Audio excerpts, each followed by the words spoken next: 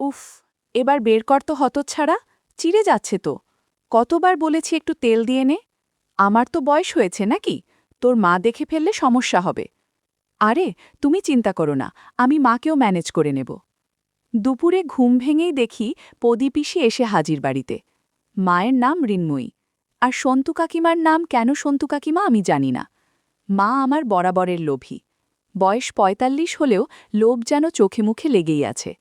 একটু অগোছালো করে শাড়ি পরে, তাও ঘরের কাজ করার সময় হাঁটু অবধি গুটিয়ে গুজে নেয়। বাড়ির আরেক অতিথি সন্তু কাকিমা। বেশ চালাক মহিলা। আসলে এখনও ইয়াং টাইপের। ছেলে মেয়ে হয়নি বলে কাকাও আমার বোকাশোকা। এমন সুন্দরী কাকিকে সুখী রাখতে পারে না, তেমনটাই আমার বিশ্বাস। পদী-পিসি মায়েরই বয়সী। স্বামী বার্মায় সেনা ছাউনিতে ছিল। যুদ্ধে সেখানেই পরলোক গমন করে। তারপর এক মেয়ে নিয়েছিল মায়ানমারে। সে হবে ১৯৮৫-র কথা। এক মেয়ে স্থানীয় অবাঙালিকে বিয়ে করে বার্মার হয়ে গেছে আজীবন। ৩ কুলে কেউ নেই। পদী-পিসি আমার খুব ভালো লাগে। তার দিকে তাকালে মন জুড়িয়ে যায়। পদী-পিসিকে দেখে আনন্দ আমার কম হল না। একে তো বিধবা, আর ওপর আবার একটু স্বাস্থ্যবান। ইউনিভার্সিটি থেকে পড়া শেষ করে মাস ৩ হলো বসে আছি বাড়িতে। মা কাকিমাদের কাছাকাছি থেকে আমার ওজন ৭৬ কেজি থেকে ওজন ৭২ কেজিতে দাঁড়িয়েছে। কিন্তু লক্ষ্য আমার সন্তু কাকিমার দিকে। গভীর জলের মাছ। চারা খায় কিন্তু বড়শি খায় না। তার ওপর পদী-পিসি। এ যেন একের ভিতর দুই। কলের জল তোলা, কাপড় কাচা, এসব হরহামেশাই দেখি আমি। ঝুনু আমার ছোট বোন। রাগ হয় যখন ঝুনুকে নিয়ে দাবা খেলতে বসে সন্তু কাকিমা। ঝুনু আঁচল অগোছালো করলেই সন্তু কাকিমা দ্রুত ঠিক করে নেয়। তাই সন্তু কাকিমাকে ডাকবার সুযোগ হয় না। শেষে জেদ করে ৯০০ টাকা দিয়ে পেরিস্কোপ কিনে নিয়ে আসলাম। আমাদের পায়খানার দেয়ালের ওপরের টালিতে ফাঁকা আছে। সেখানে পেরিস্কোপ রাখলে পাশের বাথরুমে সবকিছু দেখা যায়। এ আমারই আবিষ্কার। কলম্বাস বেঁচে থাকলে আমার পায়ের ধুলো নিয়ে যেত আমার বাড়িতে এসে। গল্পের শুরু পদী-পিসির বার্মা থেকে আনা একটা টিনের বাক্স নিয়ে। মার শুধু দিনরাত চিন্তা, অনেক টাকা আছে বুঝি সেই বাক্সে। সেই বাক্স এক মুহূর্তের জন্য হাতছাড়া করে না পদী-পিসি। গরিব মধ্যবিত্ত পরিবার আমাদের। বাবা কর্পোরেশনের কেরানি। দিদিকে বিয়ে দিয়েই অর্থশূন্য। সংসারে তাই খিটিরমিটির লেগেই থাকত। তার উপর পদী-পিসি মাথায় চেপে বসে বাবার চাপ বাড়িয়েই দিল। খুব চেষ্টা করছি ব্যাংক বা রেলে যদি একটা চাকরি লাগিয়ে দেয়া যায়। চাকরি তো মুখের কথা নয়। মাসে ২০০০ টাকা করে পদী-পিসি বাবাকে দেবেন, তার খরচ বাবদ। কাকা প্রাইমারি কলেজে শিক্ষকতা করলেও মাইনে পান ৩ মাসে। করিমপুরে কোনো রেল যোগাযোগ নেই। যাতায়াত বাসে আর নৌকায়। জুবিলি থেকে খেয়াঘাট, আর খেয়াঘাট থেকে আরও ১ ঘণ্টার পথ। চক্রপুর স্টেশন এখন থেকে মাইল ৫ সেখান থেকে আজকাল চালু হয়েছে ম্যাজিক গাড়ি। ১২ জন বসে সে গাড়িতে। গ্রামের রাস্তায় লাফাতে লাফাতে যায় একদিক থেকে অন্যদিকে। উঠলেই ৫ টাকা ভাড়া। মোবাইলের টাওয়ার আসে গ্রামে ঠিক দুর্গাপূজার মতো। কালে ভদ্রে মাসে ২-১ দিন। তবু অ্যান্টেনা খাটিয়ে পাওয়া যায় যদি মোবাইলের সেট ভালো হয়। আমার কার্যকলাপ শুরু হলো তখনই যখন একাধারে পদী-পিসি আর সন্তু কাকিমা জ্বরে কাবু। বর্ষার এই সময় রোগ যারা চেপে বসে। পদী-পিসির জ্বর হলেও সন্তু কাকিমা পড়লেন নিউমোনিয়াতে। বন্ধুরা, এইসব গল্পে তেল মালিশের অনেক গল্প আছে, কিন্তু আমারটা তাদের সাথে মিল খায় না। কারণ মা কোনোদিন আমাকে বলবে না সন্তু কাকিমাকে তেল মালিশ করে দিতে। আমি ওষুধপালা নিয়ে দৌড়াদৌড়ি শুরু করলাম। কেননা ছেলে বলতে বাড়িতে আমি একা আছি। বুকে সর্দি জমে পদী-পিসির যায় যায় অবস্থা। মা সন্তু কাকিমাকে আর পদী-পিসিকে যত্ন আত্তি করতে লাগল। আমার ভার পড়ল শুধু খাবার খাওয়ানোর। পদী-পিসিকে বাড়লে আর সন্তু কাকিমাকে মাছের স্যুপ। তারই সুবাদে আমার মনের আকাঙ্ক্ষিত সব চিন্তা উঠল নানান অভিজ্ঞতায়। মা খেচিয়ে উঠল। কখন থেকে বলছি মাছের স্যুপ গরম না খেলে ওর গলা দিয়ে নামবে না? বড় ঘরের মেয়ে, দেখিস যত্ন করে খাওয়াস, না হলে ঠাকুরপো আবার মুখ বেঁকাবে। মাথা নাড়িয়ে মাকে বললাম, উফ, তোমরা আমাকে দিয়ে এত খাটাও। আমায় শুনিয়েই মা বলল, ওহ, তোর গোতর নড়ে না? সকাল থেকে মুখের রক্ত উঠে গেল আমার, সেটা তুই দেখতে পাচ্ছিস নে? দীপক সামন্ত কি আমার জন্যে কেনা বান্দি রেখে গেছে? ওই দেখো, ওদিকে পিসির বাল্লি না উবলে যায়। যাও বাবা, যা। গরম স্যুপ হাতে নিয়ে বললাম, কই চামচ দিলে না, খাওয়াবো কি করে? মা বলল, টেবিলে রেখে এসেছি। সন্ত কাকিমার ঘরে ঢুকলাম। ঘরে ঢুকলেই সন্তু কাকিমার সুগন্ধে মন ভালো হয়ে গেল। ঘরে ঢুকে দেখি চিত হয়ে পড়ে আছে সন্তু কাকিমা। চেয়ে আছে, কিন্তু এতটাই দুর্বল যে সে চাওয়ায় প্রতিক্রিয়া নেই। রোজ মাছের স্যুপ খাওয়াতে হবে 1 মাস। জ্বর চলে গেলেও একই অবস্থা প্রদীপিসি আর সন্তু কাকিমার, যদিও সন্তু কাকিমার এখনও গায়ে 101 জ্বর। সন্তু কাকিমার মাথার কাছে দাঁড়িয়ে বললাম, আরে কই, ওঠো ওঠো ওঠো। নড়বার যার ক্ষমতা নেই, সে উঠবে কি করে? সামান্য সাপোর্ট দিয়ে ঠেলে তুললাম বিছানা থেকে।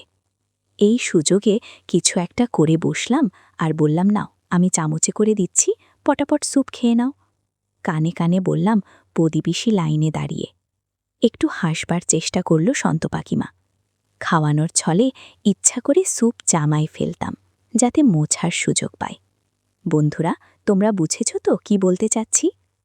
পেতামও সে সুযোগ, সময় বিশেষে। যেদিন সুযোগ হতো না, সেদিন চেষ্টা করতাম প্রদীপিসির ওপর আমার যত সব জাদু তন্ত্র মন্ত্র।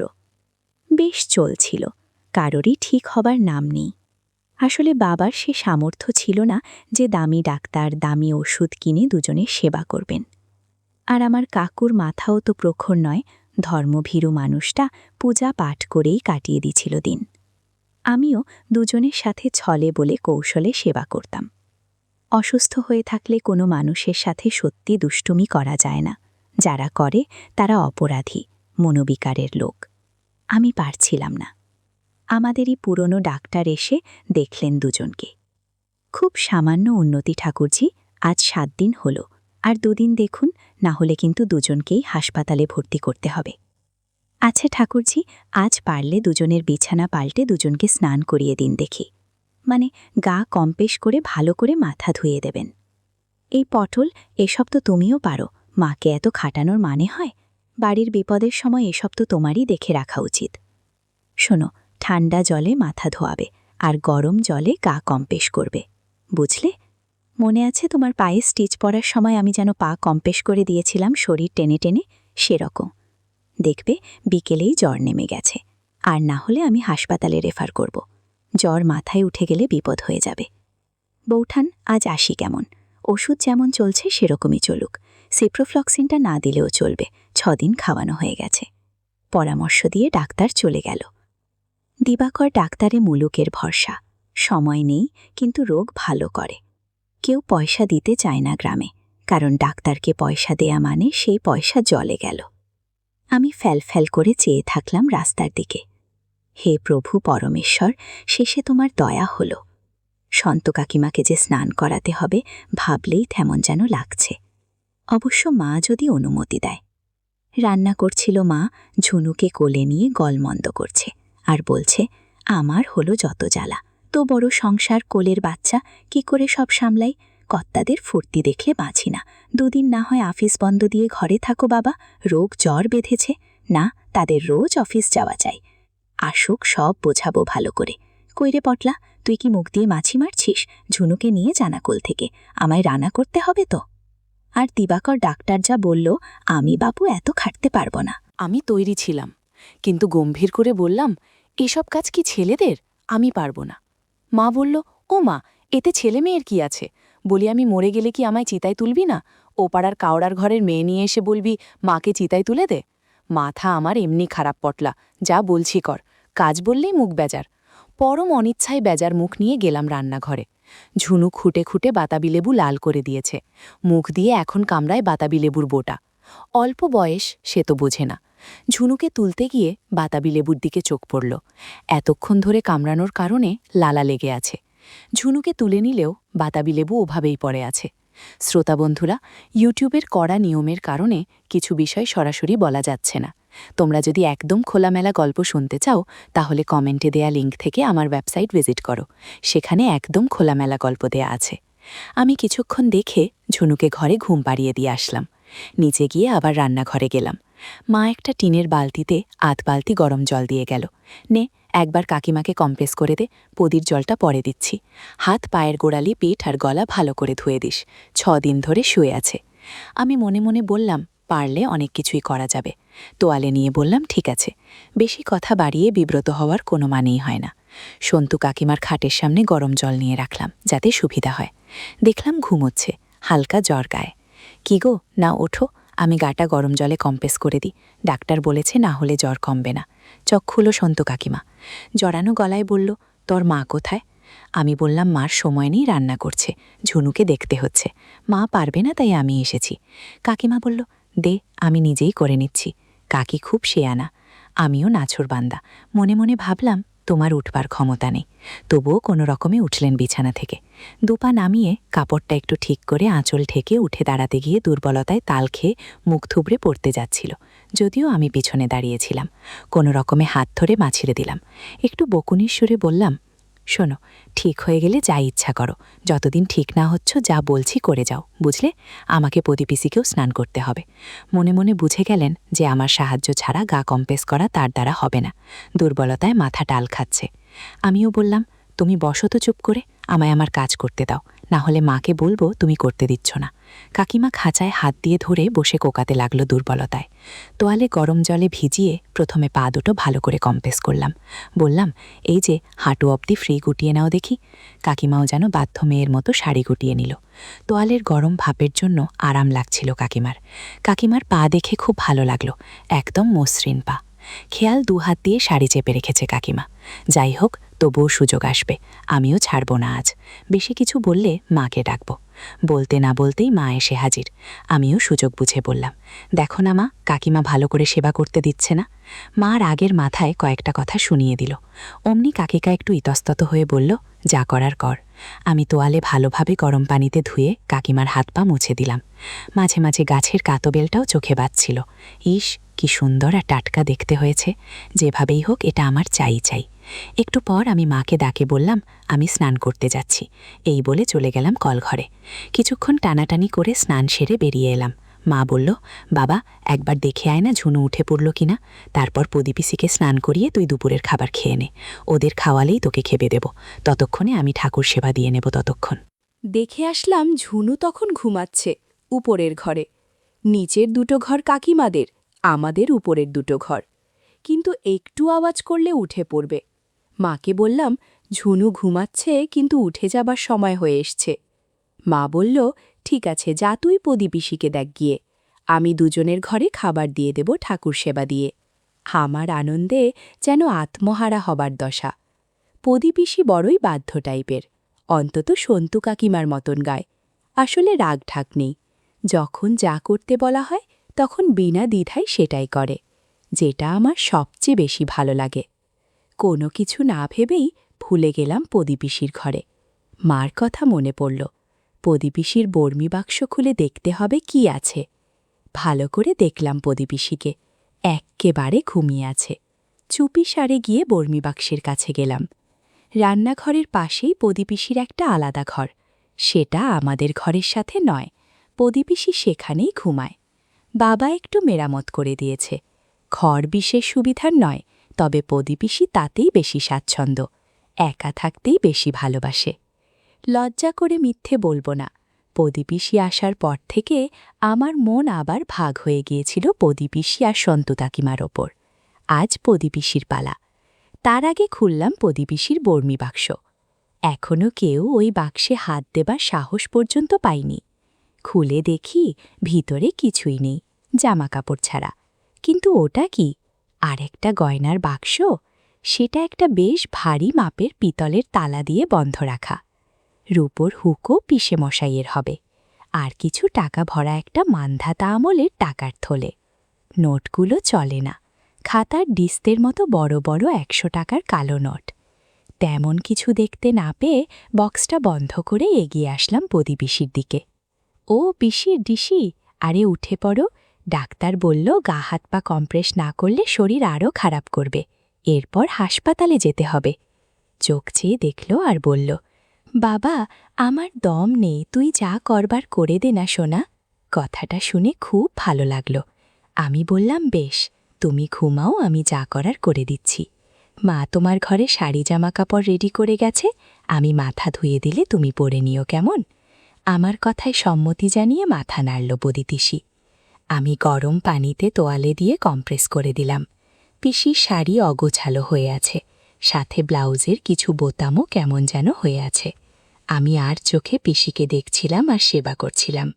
মনে হয় পিসির একটু ভালো লাগছে। শ্রোতা বন্ধুরা, ইউটিউবের কড়া নিয়মের কারণে কিছু বিষয় সরাসরি বলা যাচ্ছে না। তোমরা যদি একদম খোলামেলা গল্প শুনতে চাও, তাহলে কমেন্টে দেয়া লিঙ্ক থেকে আমার ওয়েবসাইট ভিজিট করো। সেখানে একদম খোলামেলা গল্প দেয়া আছে। আমার সেবা করা দেখে বলল, অনেকদিন পর একটু ভালো লাগছে রে পটোলা। সেই যে কবে বিধবা হয়েছি তারপর থেকে একা পড়ে আছি। তুই ভালো করে তেল মাখিয়ে নে, না হলে খসখসা ভাবটা যাবে না। পিসির কথা মতো আমি ঠিক সেভাবেই সেবা যত্ন করলাম। মিনিট ২০ পর স্বাভাবিক হলাম মা এসে পড়ল বলে। যাওয়ার সময় বললাম, বেশি রোজ আসবো এখানে, তবে একটা কাজ করে দিতে হবে। পিসি লজ্জায় আঁচলের ঘোমটা কেটে বলল, যা, দুষ্টু ছেলে কোথাকার। আমি বললাম, দুষ্টু? হ্যাঁ, তাই তো দেখলাম। তুমি আর চোখে দেখছিলে পুরোটা গেছে কিনা। বেশি লজ্জা পেয়ে বলল, চুপ কর ছোকরা, এখন বল কি সাহায্য করতে হবে। আমি বললাম, শোনো না, কিছু জোগাড় লাগলো সন্তু কাকিমাকে যদি ম্যানেজ করে দেয়া যায় তাহলে ভালোই হতো। বেশি বলল, সে আমি তোর ছোকছোকানি দেখেই বুঝেছি, দাঁড়া তোর বাবা আসুক। আমি বললাম, ওরকম করছো কেন? মা আসবে বলে না তাড়াতাড়ি করতে হলো। বেশি বলল, এই যা তো। আমি বললাম, দেখো যাচ্ছি, তুমি বুদ্ধি বার করো।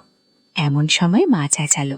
আমি বললাম, এই তো আসছি, তুমি দুজনকে খাবার দাও, আমি খাইয়ে নিজে খাবো। আমি দৌড়ে গেলাম মায়ের কাছে। যেতেই জিজ্ঞাসা করলো, হ্যাঁ রে, কি দেখলি বাক্সে? আমি চোখ বড় বড় করে বললাম, অনেক কিছু। কি কি দেখলি? আমার দিকে তাকিয়ে তাকিয়ে লোক যেন গরম মোমের মতো গলে পড়ছে চোখ থেকে। বাড়িয়ে বললাম, সোনা দানা আরো কত কি, অনেক টাকা মা। মা বলল, তাহলে এখন থেকে খাতির করা শুরু করি, কি বল? মার চোখে শুধু অনেক টাকা, অনেক টাকা। আমি বললাম, শোনো, পদিপিসিকে কি করে খুশি করতে হয় সেটা আমার উপর ছেড়ে দাও। মা যেন আগ্রহ নিয়ে আমায় মাথায় হাত বুলিয়ে বলল, পারবি বাবা, পারবি। আমাদের সব দুঃখ দূর হয়ে যাবে না রে। আমিও বাড়িয়ে বললাম, হ্যাঁ, বাক্স ভর্তি টাকা। আমায় আদর করতে করতে মা বলল, নে বাবা নে, আজ থেকেই লেগে পড়। আমি রোজ সন্দেশ খাওয়াবো পদিকে। এখন যা সন্তুকে খাইয়ে দিয়ায়। আমিও গদগদ হয়ে চলে গেলাম সন্তু কাকিমার ঘরে। দেখি শুয়ে আছে। শাড়ি, সায়া, ব্লাউজ পরলেও অসুস্থ মানুষ ঠিকমতো পরতে পারেনি। মনে হচ্ছে একটু ভালো লাগছে। তাকিয়ে বললাম, কি এখন কেমন? নাও খেয়ে নাও, না হলে তোমার স্যুপ ঠান্ডা হয়ে যাবে। আশ্চর্য রকমভাবে দুজনের যেন ঠিক হতে শুরু করেছে। পদিপিসি প্রায় বিছানা থেকে উঠে বসেছে। যদিও সন্তু কাকিমা এখনও উঠতে পারেনি, কিন্তু চোখ মুখ আগের চেয়ে অনেক পরিষ্কার। সন্তু কাকিমাকে খাবার খাইয়ে মায়ের কাছে গেলাম। একটা বুদ্ধি দিয়ে বললাম, শোনো, চুপি চুপি একটা কথা বলি। মা স্বাভাবিক তীক্ষ্ণ সুরে বলল, বেলা দুপুরে আবার আধিক্ষেতা কেন? আমিও কায়দা করে মাকে বললাম, ইশারা করে পদিপিসি শুনতে পাবে। মাও এগিয়ে আসল। আমি চাল চেলে দিলাম। পদিপিসি বিধবা তো। আমার মনে হয় পদিপিসি কারো সঙ্গ যায়। মা জিজ্ঞাসা করল, তুই কি করে জানলি? আমি বললাম, আমি কি আগের মতো ছোট আছি? আমায় ইশারা করে একটু ওই রকম, মানে ছেলেমেয়ের যেমনটা হয়। তুমি চাইলে দেখাতে পারি, আমি মিথ্যে বলছি না, সত্যি বলছি। মা বলল, আর যদি সত্যি না হয়? আমি বললাম, তোমার টাকার দরকার না দরকার নেই। মায়ের মুখ বদলে গেল। বেশ, আজ দেখব, যদি তুই মিথ্যে বলিস তাহলে আজ তোর এবারের শেষ দিন। আমি বললাম, যখন পদিপিসির ঘরে যাব কম্পোজ করাতে, তখন ওপাশের জানলা দিয়ে দেখো, সব দেখতে পারবে। মা বলল, ইসমা গো, আমার মরণ হয় না, তুই নিজের পিসির সাথে? আমি বললাম, তোমার পদিপিসির সম্পত্তি চাই নাকি না তাই বলো না। মা বলল, তোর বাবা যদি জানতে পারে না, সেদিন তোর শেষ দিন হবে। হে ভগবান, এ কি অনাচার! একটু পর মা জল গরম করে দিল। আমিও মাকে ফিসফিস করে বললাম, 15 মিনিট পরে জানলা দিয়ে দেখো, বুঝতে পারবে। মাও যেন নিষিদ্ধ দৃষ্টি দিয়ে আমার চোখের ভিতরে তাকিয়ে আমায় মেপে নিল। মাকে যখন আমার নাটকে জড়িয়ে ফেলেছি, সন্তু কাকিমাকেও কোনো রকমে ঢুকিয়ে ফেলা যাবে। সোজা গেলাম পদিপিসির ঘরে। কোনো কথা না বাড়িয়ে সেবা করতে শুরু করলাম। পিসি একটু বিরক্ত হয়ে বাধা দেবার চেষ্টা করলেও আমি পদিপিসিকে রাজি করালাম। এখন সব ঠিক আছে। আমার কথার সাথে তাল মিলাচ্ছে।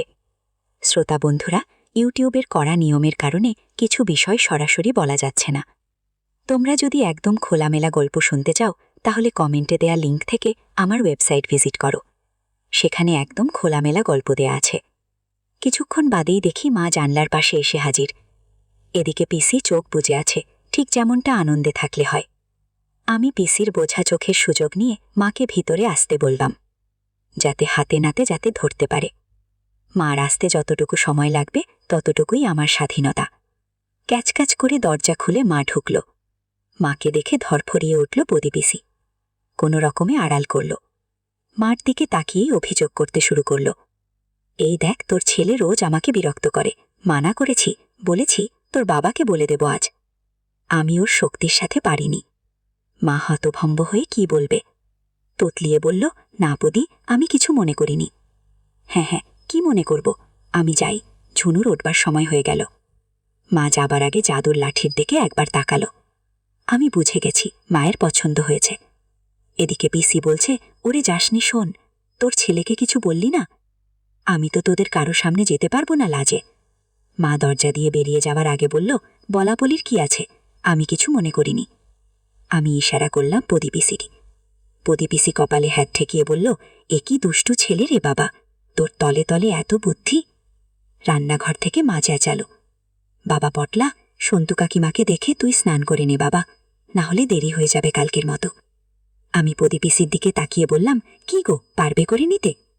মুখ ভেঙিয়ে প্রদীপিসি দমল, যা, হাত ছাড়া আমার সামনে থেকে। এরপর কি হলো আর কিভাবে সন্তু কাকিমাকে কৌশলে রাজি করালাম তা তোমাদের আগামী পর্বে শোনাব।